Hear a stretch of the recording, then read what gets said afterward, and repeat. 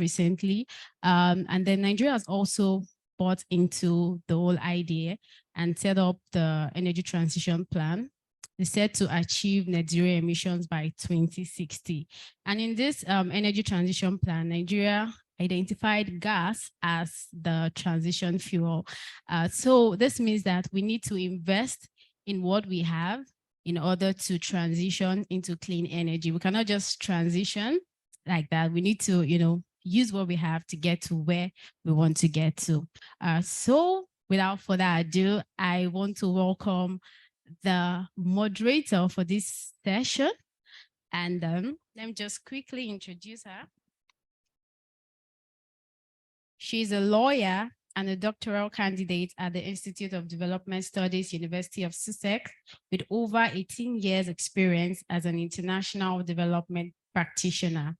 Our expertise is in social energy system designs and partnerships, social planning for energy transitions, and on-grid energy analysis. She is a cross-cutting and climate advisor on the UK NIAF program, where she supports the program in the areas of energy policy and governance, energy efficiency, and demand-side management, as well as the decarbonization of social energy systems. Please, with a round of applause, I want you to welcome Stella Odase. It's not loud enough, please, we can do better.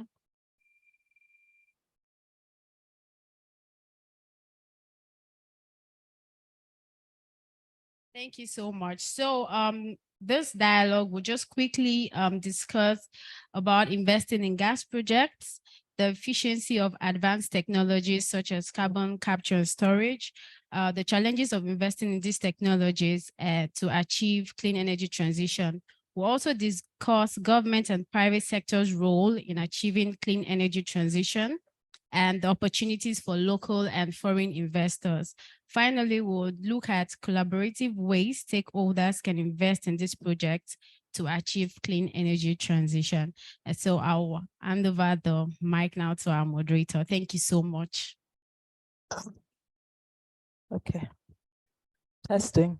Okay. I think Blessing deserves a round of applause. Yes. Thank you very much you've actually done half of my job. I don't need to introduce the forum. Good evening, everyone. And thank you for making out time to be here in spite of the rain. Thank you so much Nextia for putting this together and for the opportunity to be a part of it. Thank you, Nextia team. So let's get on with it. We have three very interesting, intelligent, knowledgeable panelists to help us do justice to today's session. First on the list, we have Charles Majomi. He's a partner in gas and energy transition at the Nextia Group. He's a seasoned energy sector specialist with almost 2 decades of experience. Charles was also a member of the Nigerian gas flare commercialization program, where he provided support in the design and implementation of policy reforms. His expertise spans policy formulation, political economy analysis, risk assessment and management, fiscal and governance reform, business development, stakeholder engagement, and designing and implementing media and civil society advocacy strategies. If there's anyone in this room who recognizes himself from what I just read, can you please come up to the stage and join me? Charles, please, can we put our hands together? Welcome. Thank you. Right. And next, we have, I think I need another lady here to keep me company. We have Maria Yetano. She's a senior researcher at the Wuppertal Institute for Climate, Environment and Energy. Institute is in Germany. She's also a PhD candidate in climate policy with the focus on Nigeria. As a sustainable energy researcher with almost 2 decades of experience, she has supported a lot of agencies and government institutions in Nigeria and across the world, including the Federal Ministry of Environment, the UNDP, in sectoral action plans for implementing Nigeria's nationally determined contributions. Her areas of expertise in the energy sector include research, technical reporting, stakeholder engagement, studies and policy reforms, sustainable production and consumption. And what isn't here that I know is renewables. So all things renewables, we have the dictionary here with us. Maria, can we please put our hands together? Welcome, Maria, anywhere. And last, but very definitely not the least, we have Peter Robinson. He's the director.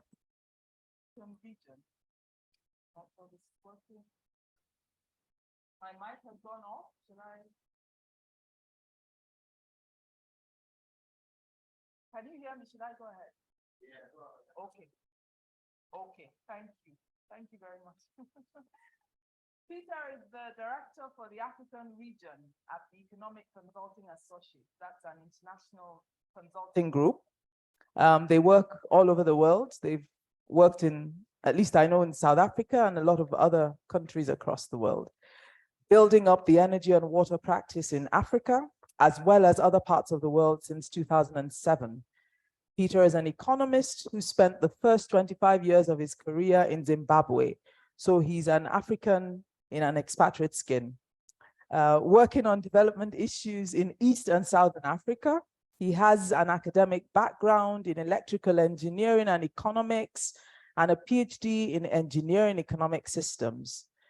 His work has spanned policy and strategy, sectoral reform and institutional analysis, regulation, tariff studies, and service delivery. In recent years, Peter has increasingly focused on the ways in which low-income households can access and use modern infrastructural services on an affordable and sustainable basis. Ladies and gentlemen, can we please give Peter a warm welcome to the stage? Thank you very much. Thank you, everyone. So we'll get right into it. I know we have an agenda, but we will not be very rigid about it. I think we'll just throw the ball open. Charles. Yeah. LNG, decarbonization, and gas. How is it possible to say those three things in one sentence? I think it's becoming increasingly possible to say those three things in a sentence. Your microphone. Yeah, can you not hear me? Uh-huh. Oh, you can hear me now. Okay.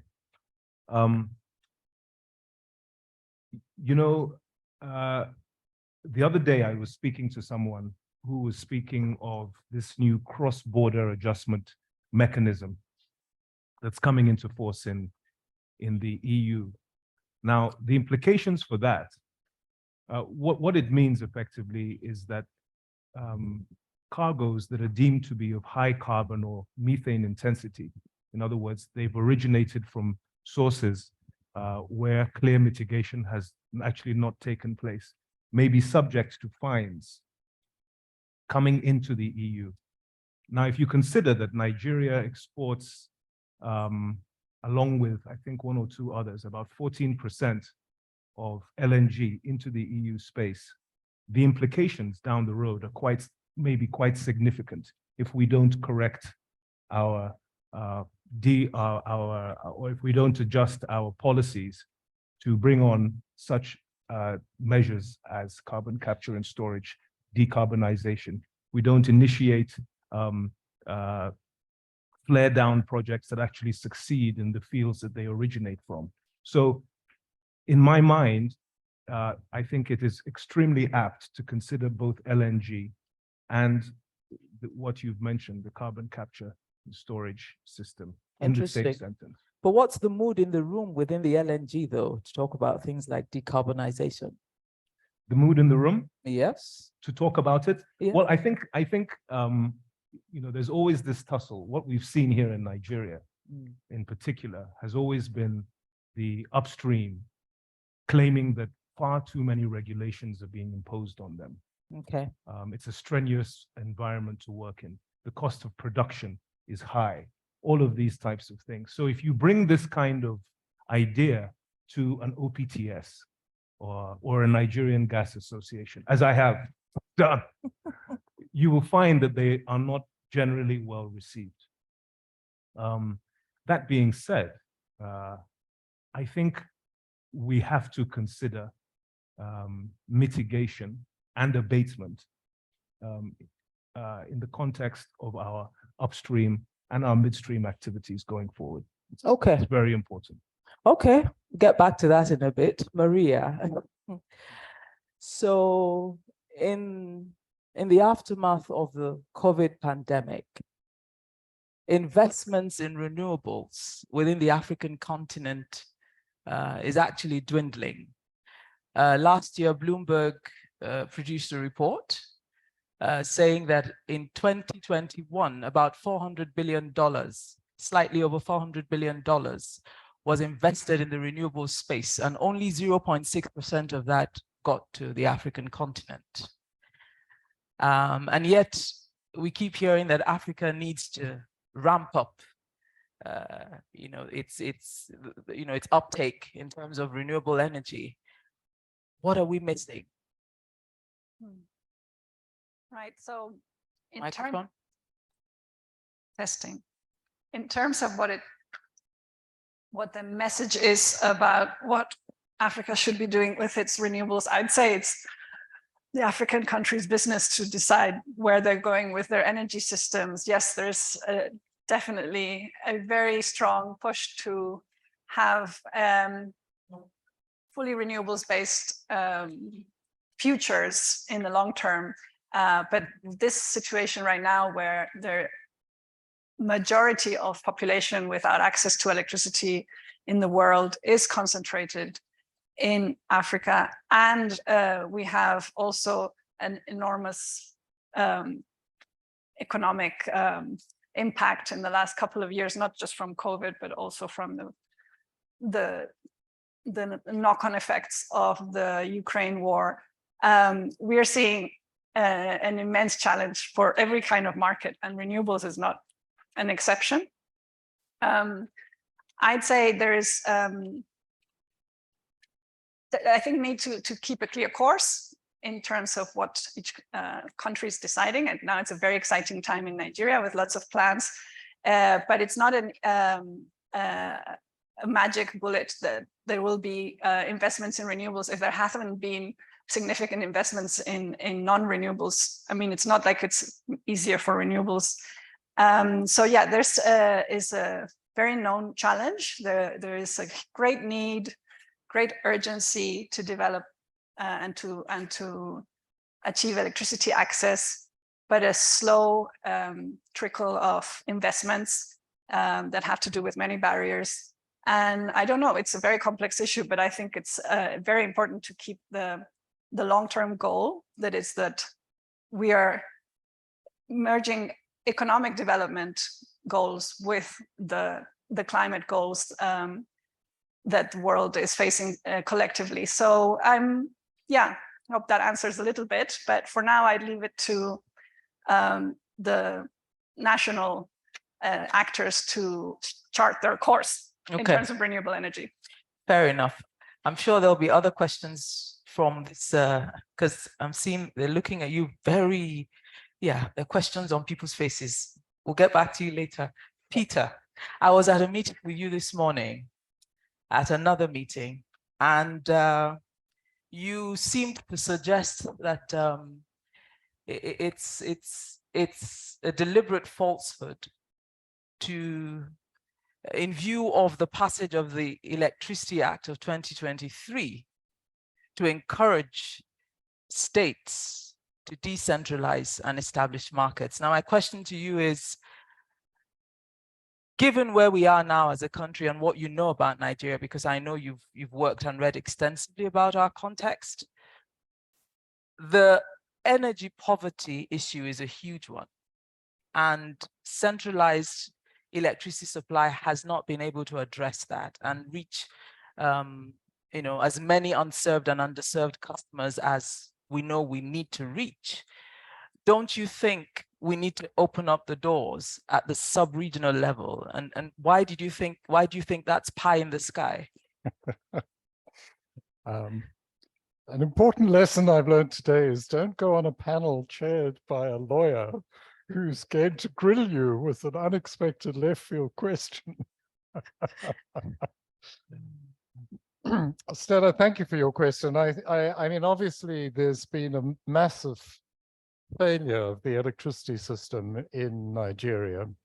And every new initiative, every new attempt to try and galvanize some dynamism and move the agenda forward, particularly the access agenda that Maria was talking about, is important and encouraging. But the point I tried to make at the meeting this morning is that there are tremendous benefits in the electricity sector from having an integrated national grid. I fully appreciate that in a country where the national grid has so often failed to be able to deliver its promise, that the disillusion sets in and the idea of having local planning emerges. But the problem with local planning is that you then cut yourself off from the opportunity to take advantage of the huge economies of scale that there are in the electricity sector. Every form of generation, it's true of every form of generation, but particularly, for example, hydropower. If you can build a massive dam, the unit costs of the electricity from that dam are very small. But you cannot build this massive dam if you're planning on a small sub-regional basis. You have to plan that you're going to export a lot of that power to other regions. There are technical benefits of having an integrated grid. For example, you can share reserves. Normally you plan to meet the maximum demand, and then you have a reserve on top of that, maybe 15%, 20%. That significantly adds to the costs of electricity provision. So if you can share those reserves, that cuts down that cost very significantly. Another important factor is what is called diversity. If you have different sets of customers, their maximum demand will typically not occur at the same time. So if you open up the range of customers that you're serving on a single network, the after diversity maximum demand is considerably less than the sum of the maximum demands of the individual customers. And it's that maximum demand that is the most expensive component of electricity planning. So if you can just reduce that maximum demand, and one way to do that is to share in a grid where that effect is diluted by the customers having different load patterns, and consequently the maximum demands don't come at the same time. If you have an integrated national grid, you also have more scope to integrate variable renewable energy, which is a major target and important factor. And it also makes it much more likely that you will be climate resilient. I'm not suggesting that local level planning is not relevant. I think particularly in the off-grid sector, if the states can focus and find strategies to, for example, franchise mini grids and the provision of solar home systems and addressing the needs of public institutions that are remote from the grid, these would be terrific. But to encourage the states to come up with their own on-grid power sector plans, I think is very problematic.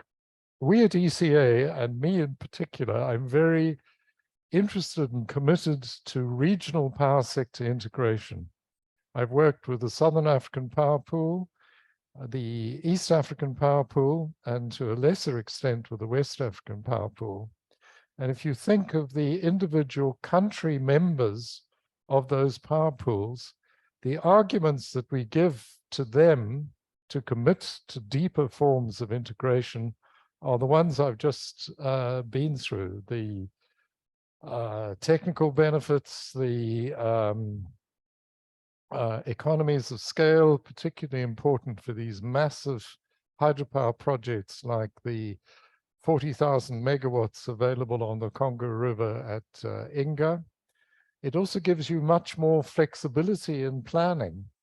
You can afford to commit to a big plant that's going to take a long time to develop, importing from your neighbors while you do that. And then when you've got the big plant, you can export.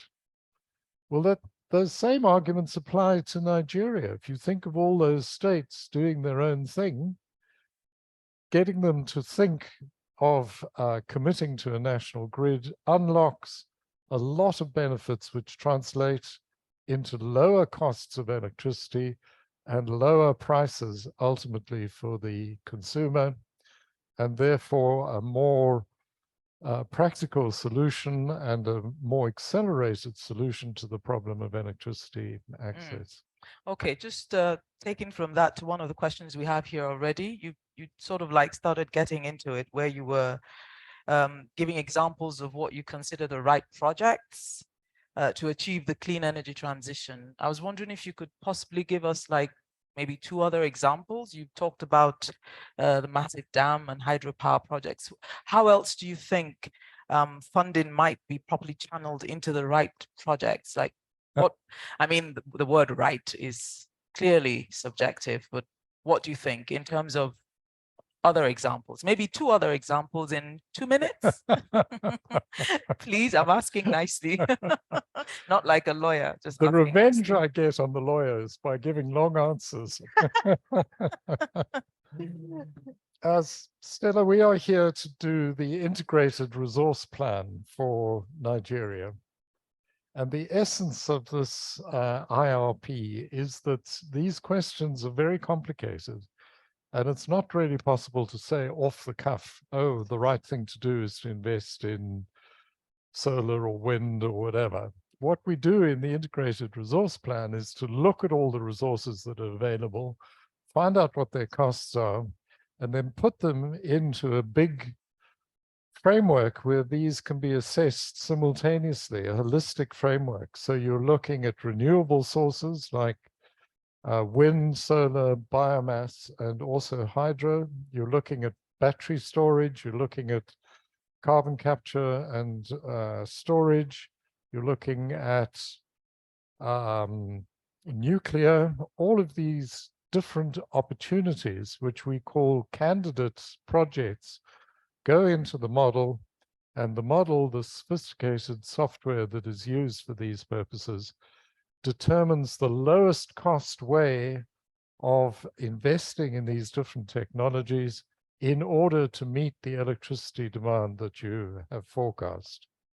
It's not an absolute lowest cost. The absolute lowest cost would be probably just to focus on hydrogen and hydropower. But if there are policy commitments to reducing emissions, for example, those can be built into the process, and you can evaluate what the cost is of meeting different levels of emission. But the whole essence is we do this over a very long time horizon. We take account of the fact that some of these technologies, the costs are expected to fall, and you end up with a combination of renewable energy sources, different forms of storage, possibly things like nuclear power, hydro, and so on, and carbon capture and storage. Okay, thank you very much. Maria, perhaps you'd like to add to that and maybe share with us some of the strategies you think might be useful in terms of decarbonizing to achieve a clean energy transition. Thank you. Yes, but I might take that broader than the power sector and talk a little bit more high level about Nigeria's energy transition plan. And in terms of strategy, I think it's an excellent plan.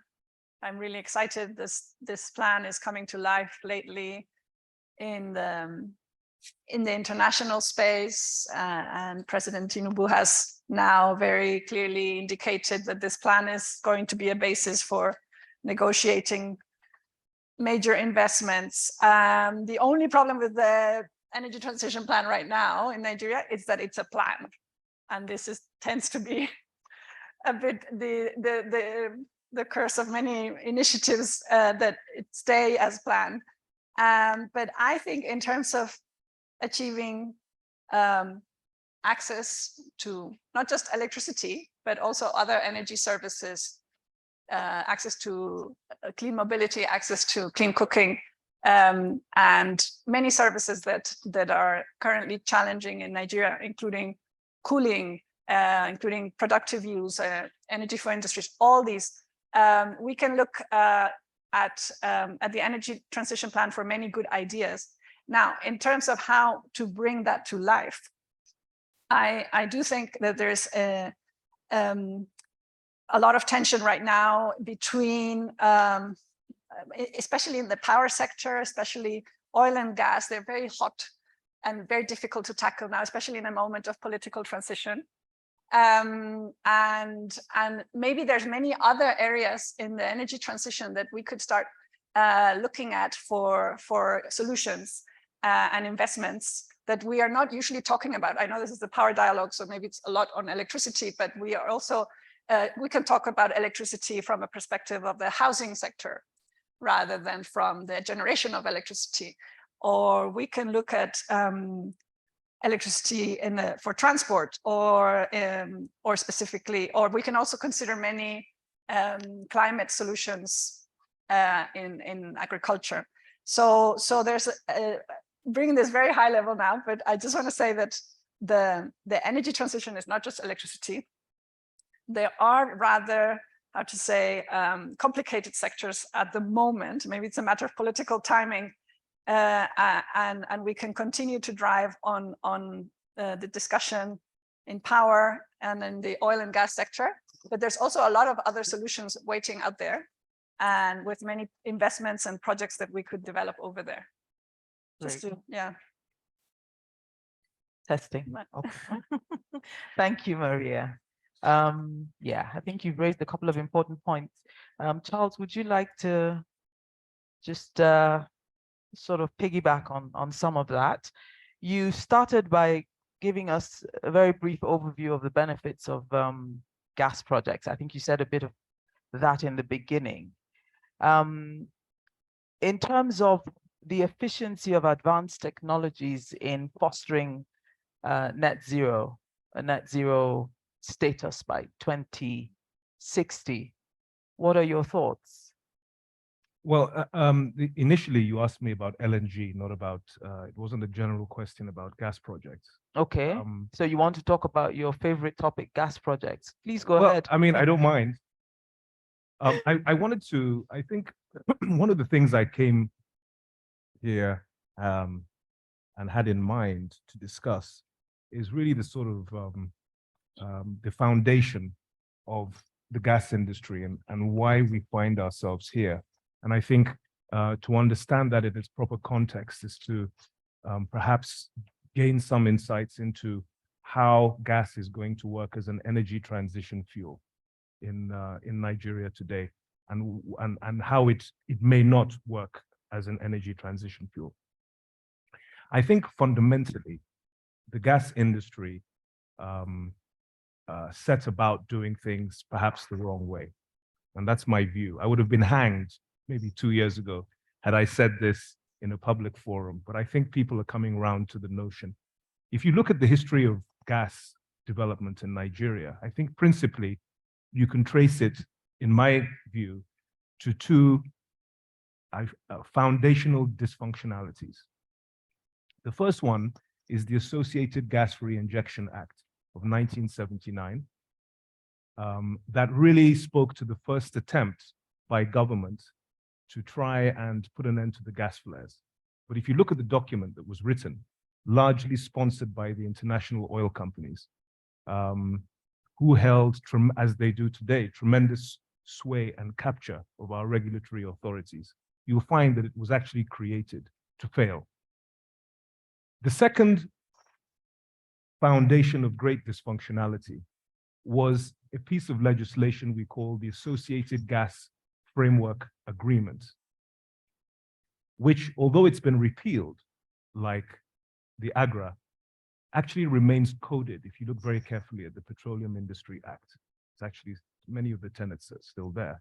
What this sought to do was effectively sequester the midstream segment of our value chain, or play that midstream to the advantage of upstream producers by allowing them to offset their midstream costs against their oil profits. Okay. That effectively meant that we don't have, in fiscal law, an independent midstream in this country. You can't really compete if you're coming in to toll. If you want to set up a central processing facility and you want to, I get rich gas and I want to give you propane, or I want to provide, you should be able to pay me to do that. That's not ongoing right now in Nigeria. So you have these sort of integrated plans where one person does everything. That has been a major impediment in my view. The other issue that I think has been an impediment in the midstream is the lack of open access principles being implemented there. Okay, so what we did was we came up with a gas network code that some of you may be aware of, but it hasn't been implemented to gas processing plants. Neither has it really been implemented outside of the public infrastructure. So the Escravos-Lagos pipeline system, but it should really be so that anybody can use that, can transit, any third party can transit through any free infrastructure, both in processing and in transportation. I think that would make it more attractive. That would expand the domestic use of gas. The next point, just to speak about the things that are not good about the gas industry, before we actually move to gas as a transition, is the transition portends, it speaks of a terminal endpoint for fossil fuels. In other words, even though I don't personally believe this, 2060, we're supposed to be done with fossil fuels and renewables are coming in. I think we will substantially achieve that in some areas, but in Nigeria, what that effectively portends, in my view at best, is a recalibration of our utilization portfolio to where we'll be focusing more on the domestic market than on the export market, which we are heavily exposed to. I think we're about 60% on export and lesser on domestic. And for that to work, it would mean that the market distortions that's come about through a regulated pricing regime for the domestic economy for gas has to be reviewed to a willing buyer, willing seller arrangement. And all the other things that I've mentioned have to be dealt with. Then we can start to address some of the issues of gas as a transition fuel in a realistic way. If we don't do those, it's rather like, I don't know what the correct English thing to say would be, but I'm sure it's like throwing good money after bad, and we'll continue to do this. The last thing that I wanted to address, which also is a sort of nexus point for your energy transition, is the gas flare, mitigating our gas flares. We have 180 gas flares that we seem incapable of putting out, despite considerable amounts of work and investment going into developing programs I participated in, along with the World Bank, USAID, DFID, and all of these. But here we are still talking about putting them out. We have to look closely at our aging reservoirs. A lot of these oil fields that we're getting associated gas from are coming to the end of their commercial life. We're not adding new to that. We have to look at non-associated gas in order to bolster our production and meet our demand domestically. So anyway, these are, I wanted to address the problems rather than assume that the industry is well and that we're entering a transition and we should treat it as though everything is great. It's not great. And a lot of work needs to be done. Otherwise, really, we're all speaking, we're what do you call it? Wishful thinking. Yeah. So these things, I'm happy to say, have been addressed by this government earlier on in the Policy Advisory Committee statement, subcommittee statement. Whether we move forward, I think, is the key thing. Thank you. Thanks, Charles. I'd like to push you further, though. And thank you for breaking that down. Yeah. Definitely very useful. Sure. But then having outlined, the challenges so starkly, I think you also need to give us some hope, right? So, Far be it from me to give it any hope. I can offer my humble opinions about how perhaps we might be able to tackle. Okay, exactly. Which is, yeah. So that's it. Yeah. What needs to happen? Okay. In terms of, I mean, from your vantage position as someone who's been working on these issues, right? Yeah. It sounds like you've done a lot of work with a lot of people. Yeah. What's missing? Why are the flares still there? Okay. Who's supposed to do what? I mean, we could be here for days talking. Please don't keep us for days. I know, and I won't bore you all to death. Thank you. Minutiae, but except to say, government will is central to it, and frankly, there has been none. I'm sorry to say this. I'm slightly disturbed by what I'm seeing in the energy space in Nigeria. So permit me some political economy analysis here. I am worried that the Minister of Gas, who should be really a technocrat, being a political appointment at this particular time worries me. Okay, that you would put a political appointment in such a key position. That worries me. I'm not saying that I'm not spelling doom for it. It worries me. As far as the Nigerian gas flare commercialization program goes, what we're seeing is a lack of data, a lack of investment grade data coming from as regards gas to oil ratios in the associated gas fields. What we're seeing is a lack of regulatory enforcement and compliance to the flare, gas, and waste pollution regulations and guidelines. Absolutely no compliance. What we're seeing is a very worrying. So we have this thing in Nigeria called the gas flare tracker. So I'm sure a few of you are aware of it in Nosdra. It was created at Foster, and we intended that it be used to monitor gas flares so that we could checkmate the governments in declaring, when they say this is how much was flared, we'd be able to say, oh, well, we've taken a look and we find that you're too low, whatever. Now, what we found, and this is perhaps very telling, is that from the time the regulations came into force and they were gazetted by the president of this country, we started to see a discrepancy between the amount of gas that the industry claim they have flared. And keep in mind that we don't have an independent metering system. The fiscal meters are all within the parameter of the energy producer. So they, in fact, tell us how much they owe in gas flares, according to a methodology, okay?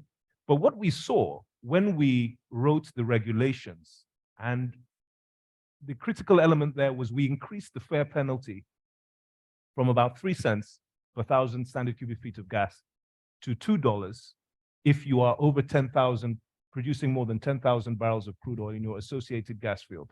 and 50 cents if you're producing less. What we found was that the moment that regulation came into force, and I'm not making any allegations, I'm merely stating the facts. We found that there was a discrepancy between what was stated by the energy producers and what we picked up on the gas flare tracker per field. And we were quite granular about, we worked with, looked into the fields, we were able to, I don't know if any hanky-panky is going on, but to me, it speaks to the potential for the regulator to do more to close that gap. It speaks to the issue of capturing correct data, okay? It speaks to the issue of ensuring that energy producers comply with venting regulations and gas flare penalty payments and all of these things. So the regulator has to be uncaptured, in my view. And who's the regulator? The NUPRC and the midstream authority. They call it the NMDPRA. Don't ask me what that stands for. Call it the authority. Okay. Right. Thank you, Charles. Peter, do you think gas investments are viable? Gas investments have to be viable. 80% of the on-grid electricity comes from gas at this juncture. And clearly gas is the most important energy resource in the country. There's no getting away from the future of gas. Gas definitely has a major role to play. The question is, how is it balanced with other sources of energy? Its immediate benefit would be to displace the diesel and petrol generators, which are mostly not on the grid, but are a very important component of electricity supply in the country. I mean, our working assumption is that roughly half of demand is met by auto generation. Most of that is liquid fuel generation, as I understand it. The economics of that has been blown out of the water by the removal of the fuel subsidies. So there's a major incentive now to accelerate the pace at which those are phased out. But definitely gas has a very major role to play in the... Okay, thank you, Peter. And just pivot into Maria. Listening to Charles, it's like there's roles for different people. I mean, there's lots for everyone to do. What do you think about stakeholder collaboration around this whole issue of just transiting? And what should we be doing, or how should we be thinking about that? I know you're a big fan of, things need to be domesticated, they need to be owned from the bottom up. But I also know you're very familiar with the Nigerian electricity sector. So in terms of stakeholder collaboration, what are your thoughts? Well, first, I wanted to also come back to the whole very interesting section of the problems that concern gas outside of the use of gas for your electricity production. So this is definitely not my field. And I do want to maybe question the premise that Nigeria is intending to transition away from gas as an exporter. There are, of course, there's going to have to be a preparation for it, because they're importers. First of all, competition is increasing, and they are intending to wind down on the use of gas, or of unabated gas, as it's called now. But I'd say that that's one transition that happens in terms of Nigeria's exports. And then there's a transition that happens for Nigerians, for their electricity provision and in their energy services. And I do understand that one a little bit more. And I'd say that then the gas, the short-term role of gas is crucial at the moment because it needs to displace petrol and diesel. So if we're talking about a fossil fuel that needs to be displaced, it's the dependence on fossil fuels in the self-generation.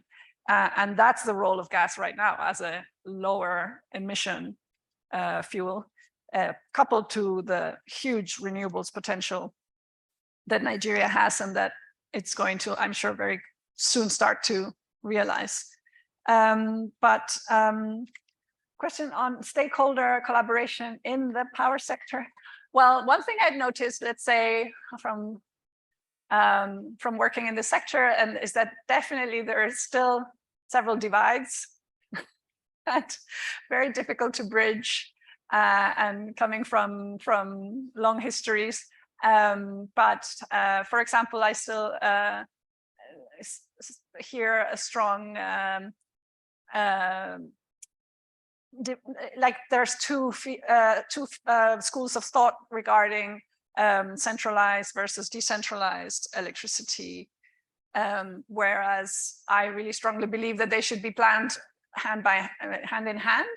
Then there is even a whole gray area between what would be considered a traditional centralized national system and the small scale off-grid, fully off-grid electrification. There's a whole spectrum of different solutions that we can tap into, and Nigeria, some of them are being realized to solve the electricity sector's problems. So there's still, unfortunately, a little bit of a narrative that you are either not believing in decentralized or you're not believing in the grid.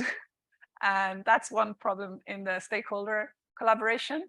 And if I may say, not enough civil society and representatives of the citizens' interest in many discussions. Honestly, there's, I tend to see the power sector stakeholders being in government and private sector and donors. Yeah, so that's one issue. And now I think there's also a new, very exciting conversation going to start regarding the state level potentials, for not just for electricity markets, but even for having their own incentives to renewables or incentives to off-grid electrification and other aspects apart from grid-based electricity.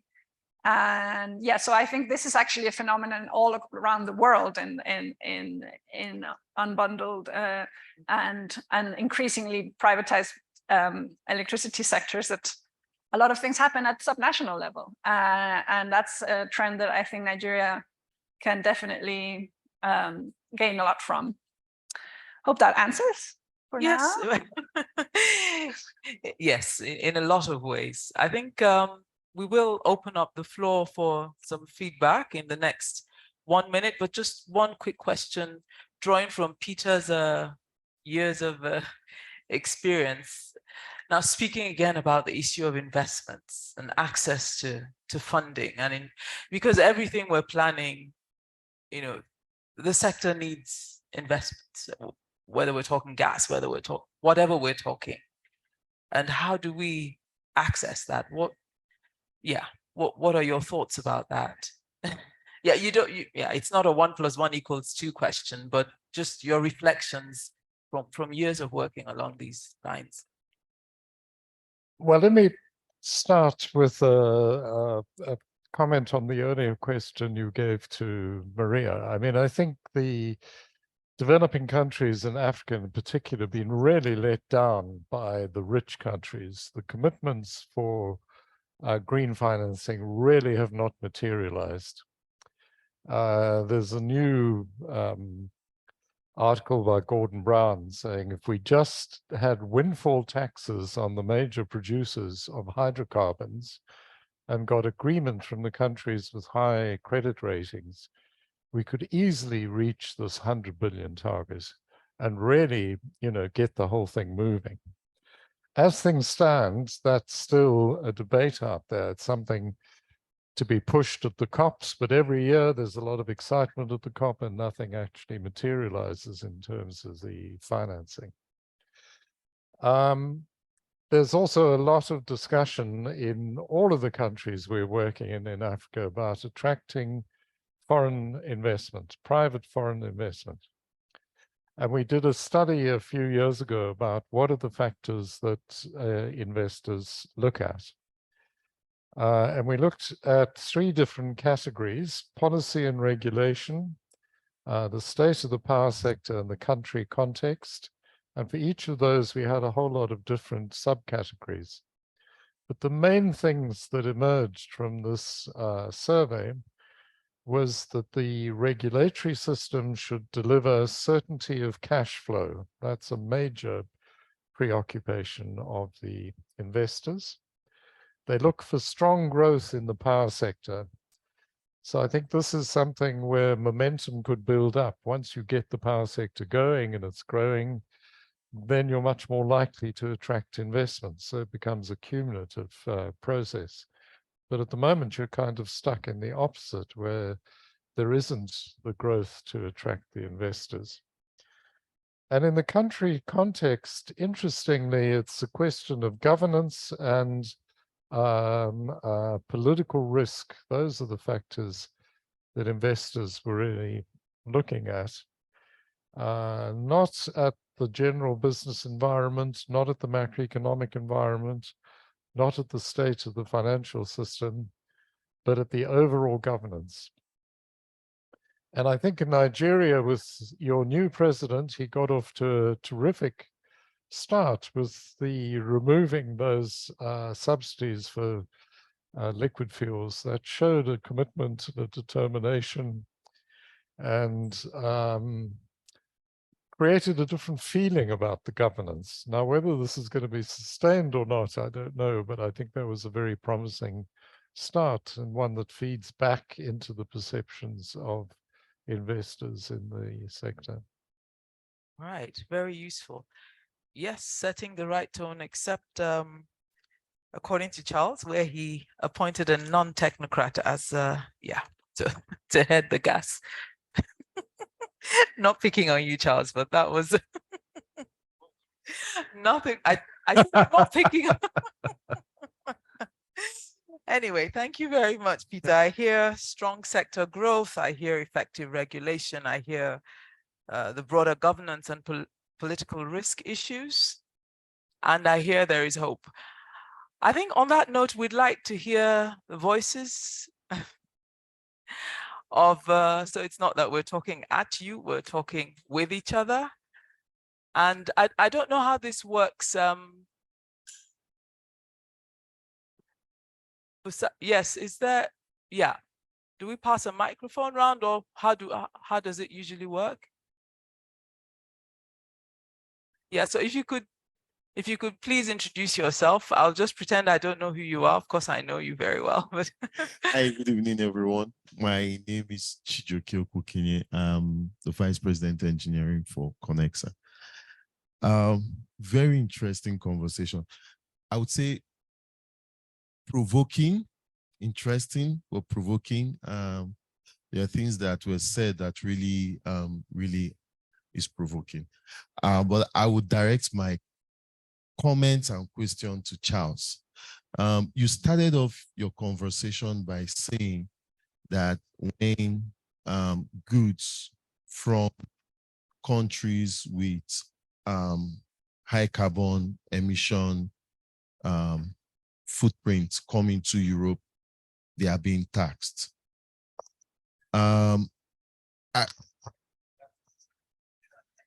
But it hasn't yet, actually but happened. that's the But plan. it's in the pipeline. Yes. So my question would then be, and I'm saying this because you're a researcher, why has Europe, because the biggest players in the oil and gas industry in Africa are European and American companies, the Shells, the Ajib, the Chevrons, name them, ENI with France, and they have been the ones circumventing this whole issue of stopping gas flaring. Like you said, when you talk about regulatory captures, they are the one behind it. We all know. So why has Europe not sanctioned these big oil and gas companies from Europe? If the African governments do not have the will or the ability to enforce the carbon reduction, if really the intention is to reduce carbon footprint, the British Prime Minister was saying there are other ways they were going to use to reduce carbon footprint, not necessarily by power. So why has attention not been fixed on Africa rather than telling Africa not to use fossil fuel to generate power, because we have the issue of energy security? If you look at the cost for per kilowatt of energy, the lowest is hydro, next is gas, before you talk about solar. Solar and diesel are actually competing in terms of cost. And this renewable resources, like we've noted, is not coming to Africa at any discount as far as I'm concerned. Even when they are coming at discount, they are coming in piecemeal. That doesn't move the needle. So why has effort not been made in enforcing the reduction of flaring in Africa, so we start pushing funds into capturing this gas and at least using them productively? Because it doesn't make sense. You're flaring them, they are not productive. So use them productively, and at the end of the day, let it start becoming a transition. So why has this not been done? I'm asking you this because you're a researcher. Oh, okay. So Okay. just just a minute. Do you prefer them to take a group of questions, or what's your preference, panelists? So maybe we'll take like a group of 4 questions and then respond. Okay. Yes, please. I'll be quick. Yeah, my name is Muntasir. Muntasir is my name. I currently work at EY. Yeah, so my first question is to, I think, Maria. Yes, I think he partly mentioned it. She spoke about energy transition. The Nigeria's energy transition is still basically on paper. It's still just a plan.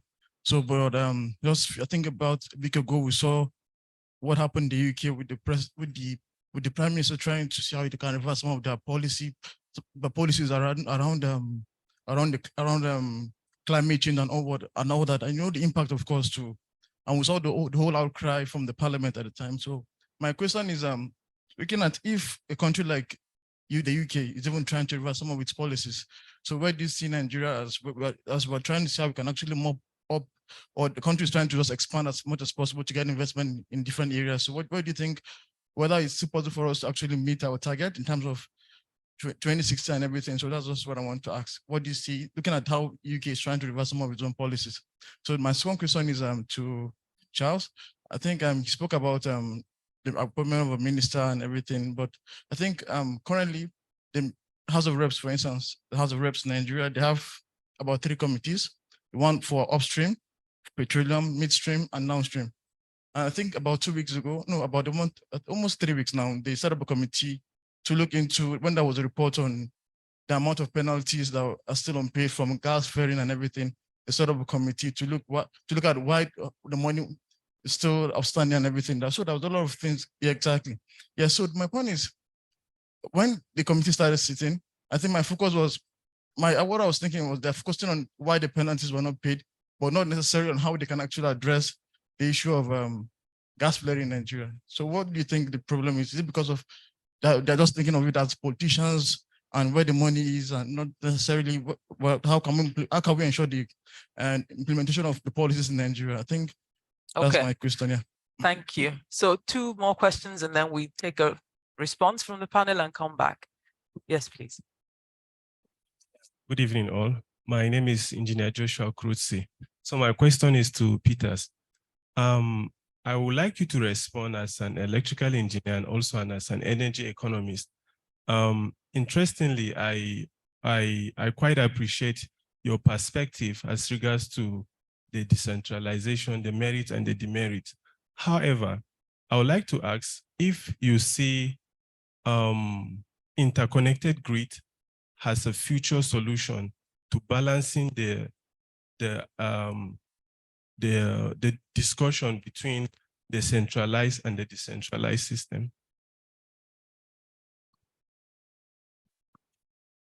Okay. Yeah. Good evening, everyone. My name is Jude Samuels, and I work for Stakeholder Democracy Network, Port Harcourt. Yeah, thank you, Charles, for mentioning gas rate tracker. That was designed by SDN in collaboration with Foster. Okay, I want to ask, what does it really take to have another LNG plant in Nigeria? Because the country continues to flare gas, and the single plant we have in Bonny Island is facilitating the supply of gas to Europe. And it is not in the conversation at all. Is there something holding Nigeria from thinking about building another LNG plant to harness the gas we flare? Because common sense, I think, is the cheapest way of harnessing the gas and turning it into use for the country. But I wonder why it's not in the discussion. Is there something holding Nigeria back? And then we have IOCs who could also invest to make this happen. I would like to have more clarification on that. Thank you. Thank you very much. We'll just respond to the first 4 questions and then bring the microphone back to the audience. Maria? Can you hear me? I would answer Chijioka's very good, very complex question. I wonder if by saying that it's to me as a researcher, it means that I should know, but I'm afraid this is such a difficult question that it has a very simple answer that it's unfair how this is allowed to happen. And I can even speak, I come from Spain. Spain is a major importer of Nigerian gas. So in a way, we're even,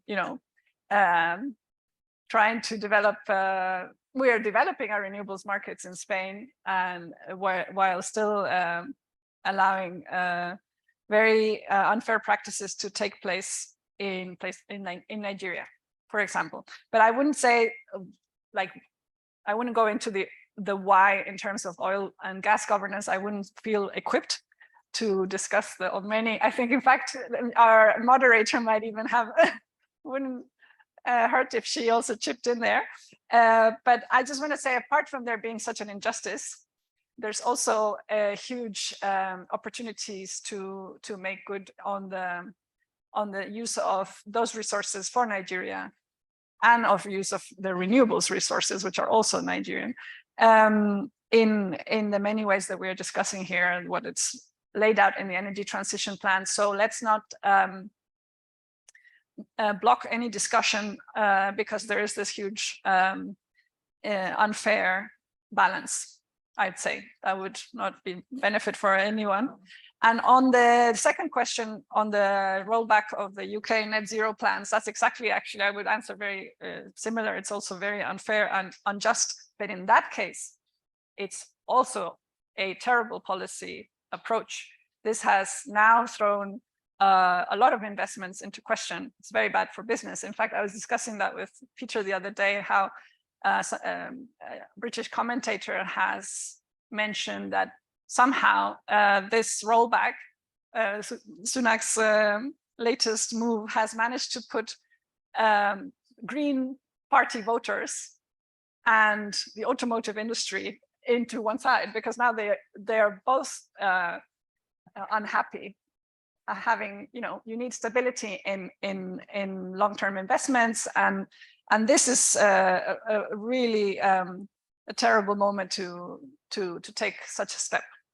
But in any case, I would say there's also sometimes just very bad communication around these somehow steps back. And I work for a German research institute, and we are definitely very critical of many aspects of German climate and energy policy. But the fact that Germany turned on a couple of coal power plants during the middle of the gas crisis last year, which was not significant for its emissions, and it was not a huge, but this kind of message sent shockwaves around the world, and now the credibility of the coal phase out messages is really impaired. So sometimes always try to let's see also beyond the headline sometimes, because sometimes it's a bit there's a bit of misinformation regarding such hypocrisies and injustices. And yes, I think that would maybe answer for now, and over to the next. Yeah. Thank you, Maria, the researcher. Charles? Yeah, your name came up a couple of times, so. Could you remind me what the questions were again? Could you it's been a remind while. me what your The what? the ad hoc committee, now the reps regarding Okay. gas flaring, you know? Yeah. But the focus was centrally on the more why the penalties were not remitted, not necessarily on the impact to the economy, the environment, for instance, right? Even the provision of the. Well, let me let you into a little secret. We were the consultants for the committee that you're talking about, so I know very well, and I think it's slightly unfair to assume that there was a focus actually on the impact on the host communities. There was a lot of talk about how this trust fund, how gas flare penalty payments can be channeled into this trust fund that the PIA has stated for host communities. But it speaks to an issue, and this is why I apologize if everybody wanted to hear good news, but I'm focusing more on the issues that are actually preventing gas from being effectively used as an energy transition fuel, rather than just assuming that everything is okay. The reason that we've decided to support the National Assembly's Gas Committee is because we don't have answers to many of the issues preventing us from succeeding in monetizing our gas flares. And like I said, it's like asking a turkey to vote for Christmas, right? The NUPRC and the regulator have clearly, to some extent, been captured. Even they will admit it sometimes.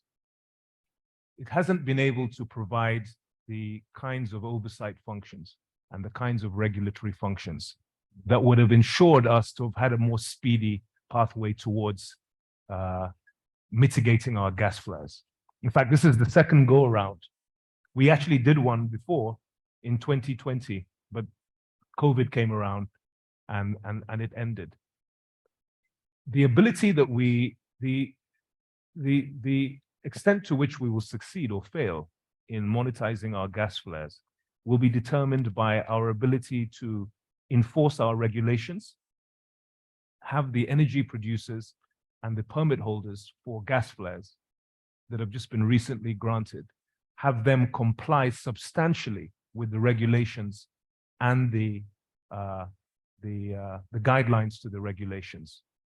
And thirdly, to ensure that the data we have regarding these associated gas assets are correct. Currently, even though the government has the authority to take any gas flare at any location in this country free of charge, while it insists on a take or pay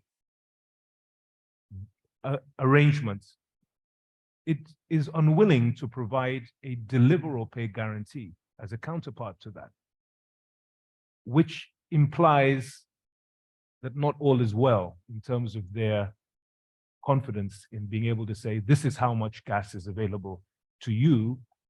Please go ahead and monetize it. If you're not sure whether the gas will last 8 years or 12 years, how can you form a bankable strategy to monetize that gas? So really, those are the issues that from the carbon side, yeah. And the other thing I wanted to add is when you actually examine the regulations, one of the mistakes we made was in not being more explicit about the methane side. We focus too much on the carbon emission side, but there is venting going on. There are material balance computational methods we have for actually coming to, but they're not being implemented at all. At all. In fact, I spoke to somebody at NUPRC a couple of days ago. Not one single energy company has actually filed anything in regards of their venting. Okay. Now, if you do the material balance, I mean, this is quite a significant amount of methane being put out there without compensation to government, without any kind of consequences.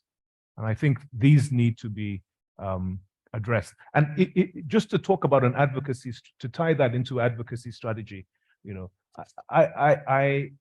you may not agree, but I think when a company like Total, in fact, rebrands itself, you know, it's now Total Energy. It's no longer Total.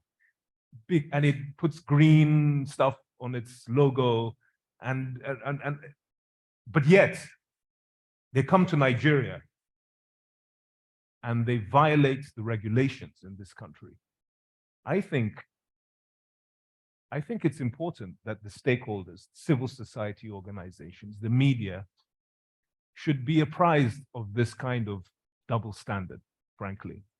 And I think it behoves them to advocate, to embarrass, frankly, so that we don't get this kind of double talk. Because I've been there. I mean, you go to places like African Energy Forum and stuff like that, and they wax lyrical about their wonderful humanitarian intentions,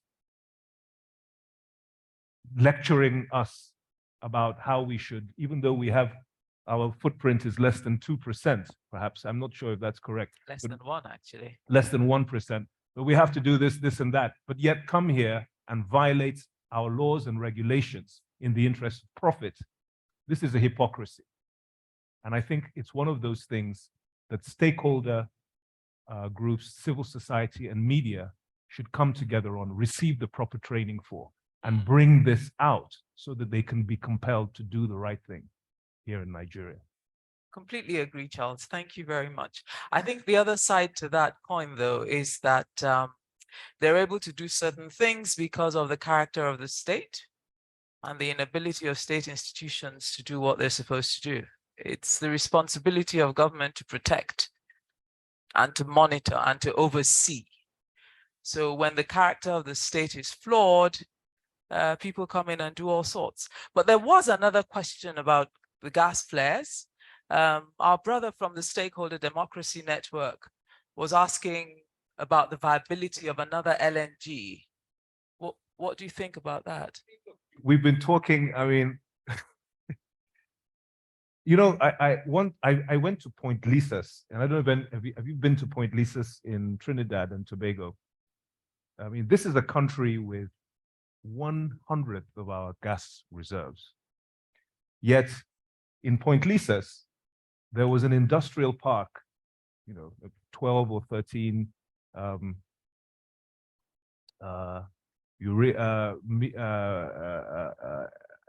plants of different descriptions utilizing gas.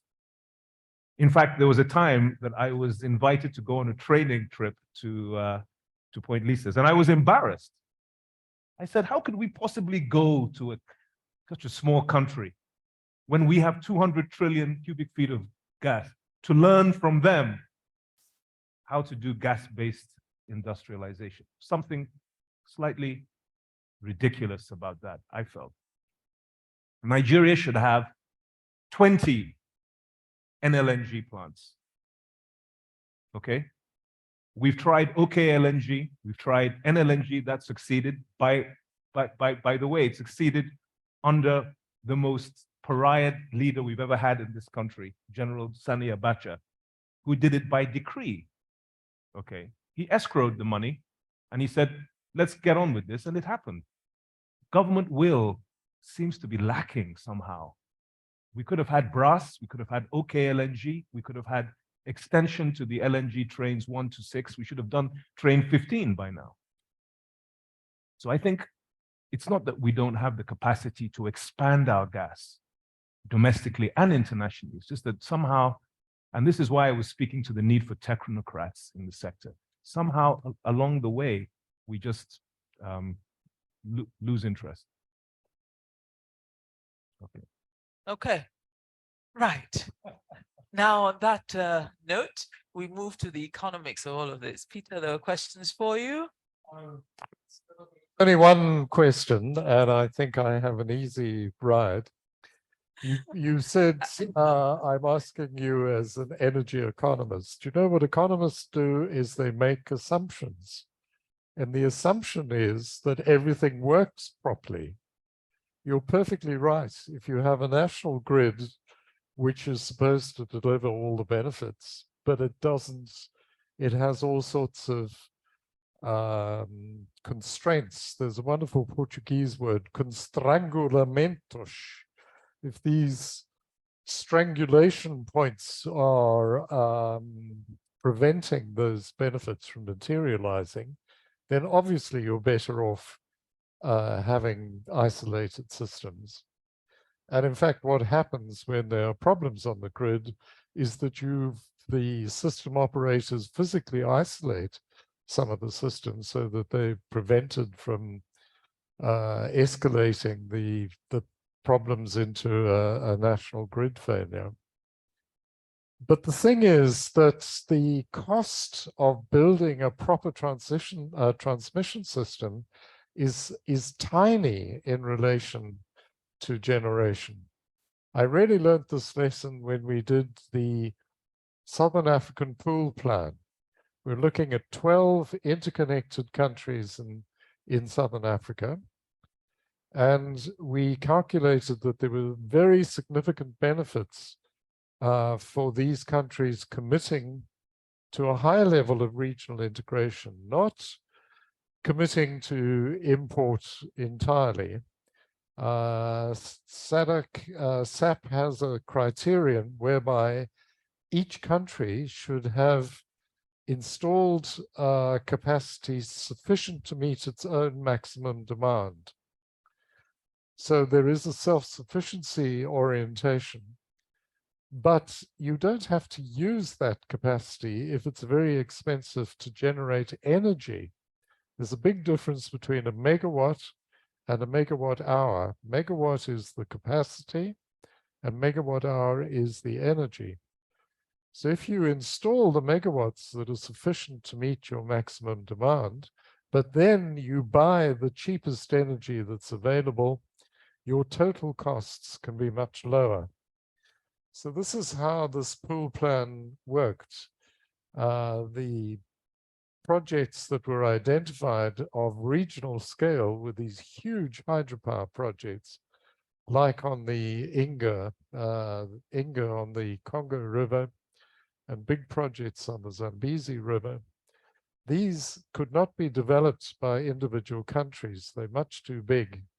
But developing them for the region enables you to have long-term benefit of very cheap energy, whilst at the same time having the capacity to meet your maximum demand within each country.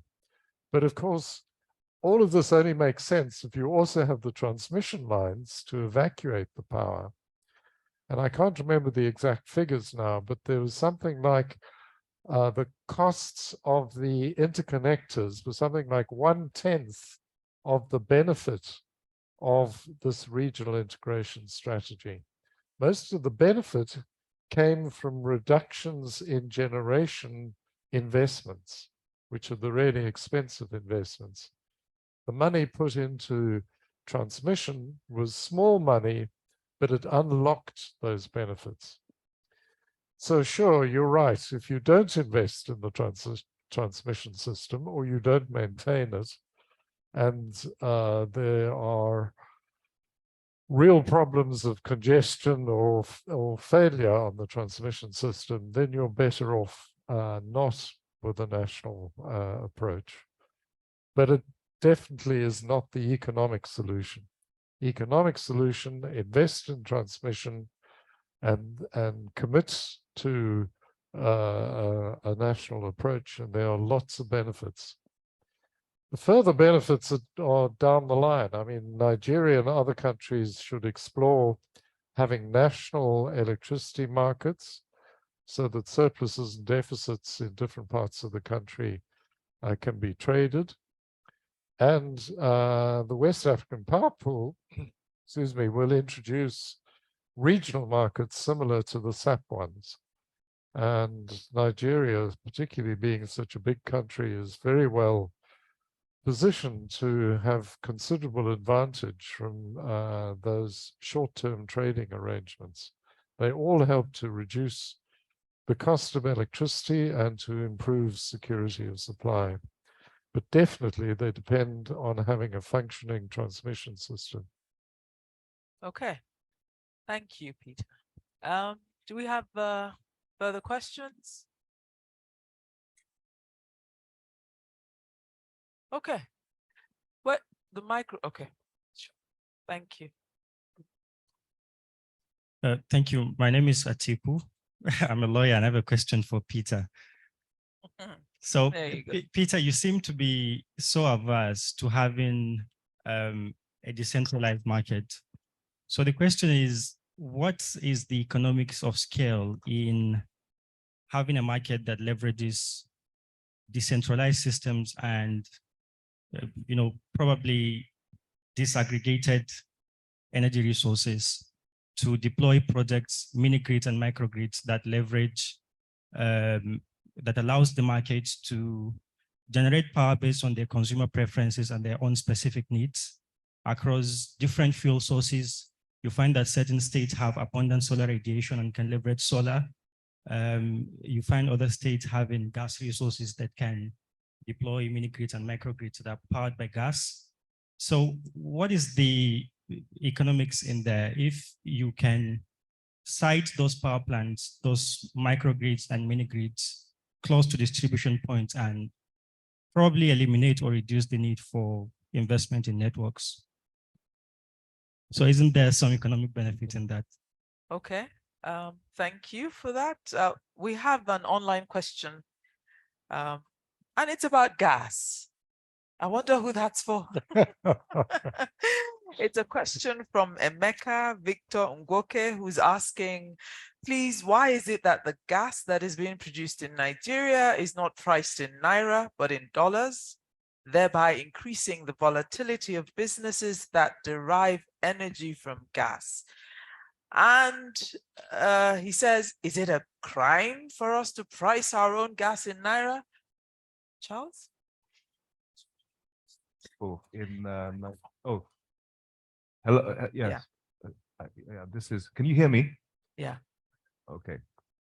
Well, as long as gas is produced in dollars and not Naira, I mean, I can't imagine people who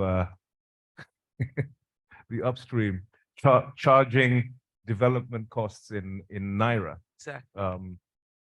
Especially not in today's Naira. Yeah, and actually, but in a more, I mean, yeah. So that's the answer. But going to there are some more serious issues at play here, and going back again to the gas flare commercialization project, that volatility of the Naira does pose some kind of threat to a lot of their viability, especially if your offtake is in Naira. Okay, and there are some projects that your output will simply be paid for in Naira.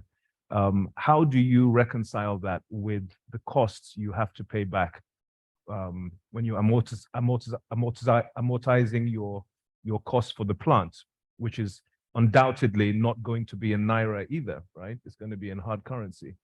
So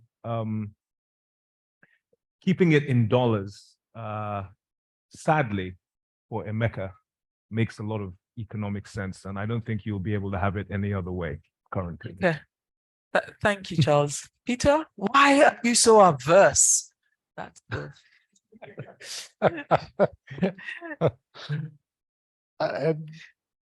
In all electricity technologies, there are economies of scale. You've probably looked at home generators. If you buy a very small one, the unit costs are much larger than if you buy a big one. But the big one involves a big upfront cost, so there's some kind of trade-off. Of course, different parts of the country have different resources. So if the Northeast has this wonderful solar resource. It shouldn't just produce small solar plants to supply the local community. You want to build a huge plant that takes advantage of the economies of scale, but then the power has to be exported to other parts of Nigeria. And similarly, states that have very good gas resources, they can use the gas, but they should build big power plants that have these economies of scale. They're cheaper to build per unit and they're cheaper to operate and run, but they wouldn't make sense just for the local market. So you want to do this on a national scale and build the transmission infrastructure to make sure that the exchange of energy can take place as planned. Thanks, Peter. Maria appeared to advocate a sort of a hybrid approach to this. No, just integrated planning both alongside each other so that we are not saying discos are trying to protect their catchment areas and do not encourage microgrids or off-grid projects because they are intending to reach those areas. And on the other hand, mini-grid developers and off-grid developers are saying, well, if we don't know where effectively the grid is going to go, we don't know where best to invest. And it seems it's just a matter of maybe allocating those areas and starting just to make policy decisions, not just optimize geospatial plans, but actual policy decisions. This is an optimal part for off-grid. So let's just have a stable policy that says that, and yeah, plan the two hand in hand. That's something that can be done, but it has several real political barriers at the moment, as far as I understand. Okay.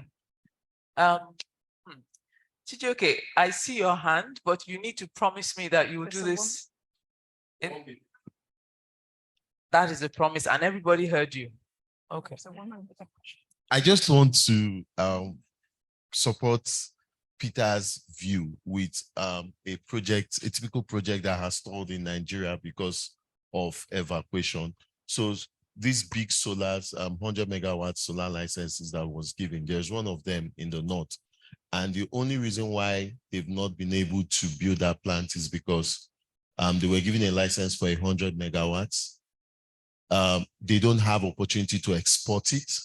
So the immediate utilization, local utilization is less than, requirement is less than 50 megawatts. So if they were going to do 100 megawatts, what happens to the balance 50 megawatts? And that's where the comparative advantage of a grid comes in.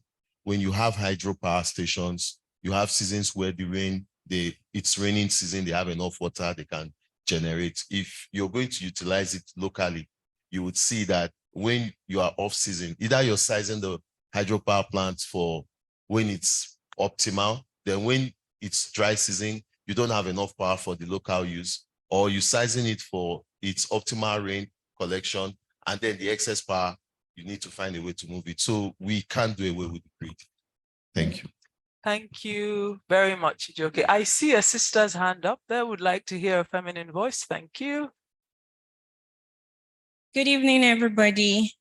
Okay, this is a quick question. We've been talking about how we can transit into a cleaner energy, but meanwhile, we still don't know how to control the insecurities and the theft involved in the oil and gas industry. So what are the measures that can be taken to secure this? Because without us talking about that, I don't think we can really achieve what we want to achieve. Thank you. Okay, thank you. But you didn't introduce yourself, though. I think we'd like to know who you are. My name is Ozaka Ogechukwu Esther. I work with Nextia. Okay, thank you, Esther. Okay, so that's open house. No, it's What you no? Insecurity and theft in the oil and gas sector. I think that's for you, Charles. Yes. I didn't want to say it, right? Insecurity and theft is a big issue in the oil and gas sector. Yes, it is. And we've not said anything about it. What can we do about it? Because it has a bearing on everything else. Well, okay, I'm not really an oil person, but it's clear what's happening. It's clear that the industrial scale of the theft can only be facilitated through massive collusion. I think all of these facts have been brought to bear. From my perspective, I look at the impacts of gas flaring in host communities, okay, and sorry, you want? No, we just have some chatter at the table over there. Okay. Oh, I see. Okay, you want them to be? Yes. Okay. So we can hear you. Okay. Yeah. So yeah, there is oil theft going on. There's vandalization of gas pipelines, although that hasn't happened so much recently. I think the real violence for me is the violence of gas flares in host communities, where we're seeing very peculiar things happen. SDN, I think, is over there. We've worked on a lot of these host community issues. I mean, you even have communities that actually have become so dependent on the flare that they don't want to give it up. It's actually a struggle to get them to release something that's extremely bad for them, bad for the environment. Some of them are drying Gary with it and doing all sorts of things. It's become integrated into their cultural script to some extent, which is terrifying. And you have also, we've done work about conflict entrepreneurs within communities who seek to use genuine grievances that may be legacy grievances to foster violence and exploitation of investors coming to the. So beyond, I mean, when you're mentioning the theft of oil and of oil, I think I would like to broaden that to a wider criminality that's going on in the host community space. Yeah. So basically, I think we should speak about the wider criminal acts beyond just stealing crude oil that's actually going on. Some of which are quite subtle and extremely traumatic to these communities. But it is a vital part of the whole gas as a transition fuel conversation, is it? It is, absolutely. Okay. And it's also one of the most neglected parts of the conversation. The host communities. How do we carry them along to become integral parts of these projects?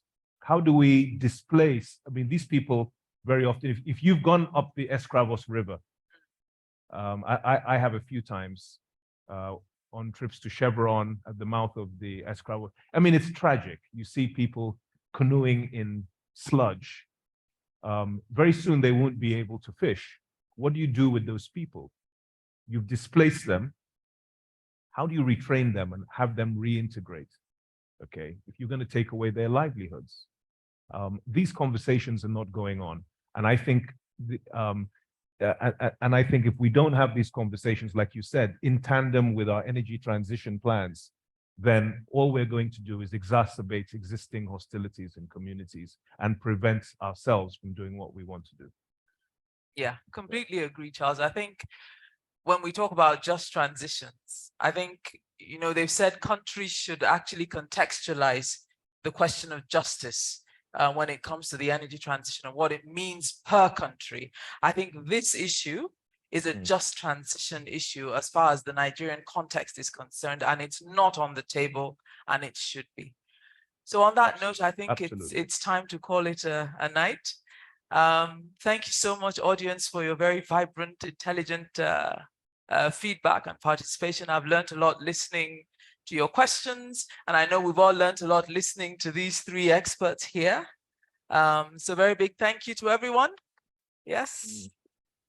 Thank you to the technical crew who dressed us up with the microphones, God's will and team. Thank you next year for this opportunity and for a very interesting event. Good night, everyone. Thank you.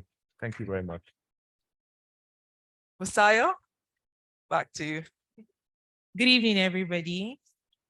Thank you so much for joining us today, despite the weather. We really appreciate you coming to join us for the 8-6 Power Dialogue. I would like to say a very big thank you for all our panelists, Maria, Stella, Charles, and Peter, for joining us today.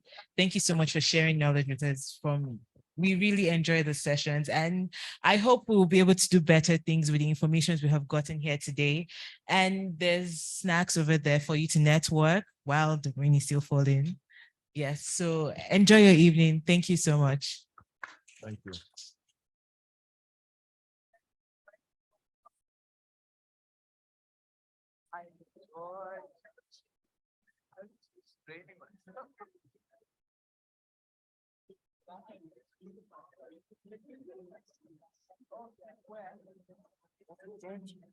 Yes, I'm afraid so. A what? And we haven't been able to put, let me not.